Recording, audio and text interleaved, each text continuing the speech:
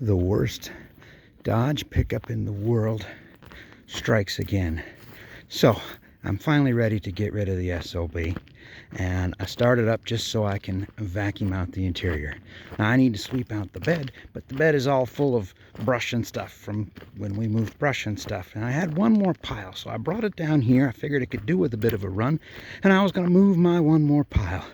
Only when I started up the hill, it didn't have enough transmission fluid, so I shut it off, and it never started again.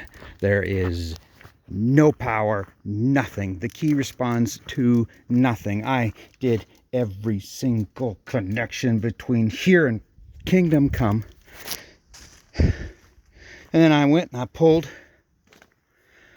the steering column out of it, which was an SOB son of a thing, because, well, because I'm not the first guy in here, and every single screw head had been stripped by the guy who was the first guy in here. He had stuff put together with what appears to be McDonald's drinking straws just to keep it from shorting out. Spoiler alert, it wasn't working anymore.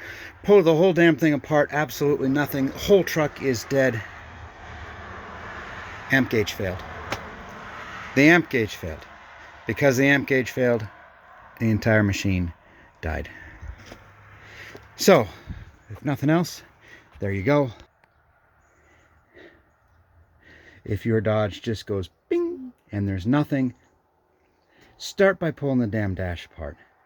If that doesn't work, then you can search for the fusible links and check all of the solenoids and whatnot. But start by taking the dash apart. I was legitimate, because if you've been on the channel before, you know this is not a showroom vehicle. I was that close. The only thing that saved it was the excavator had a dead battery. I was going to wad it up, put it on the trailer, and I was going to be done with it because it just is not worth my time.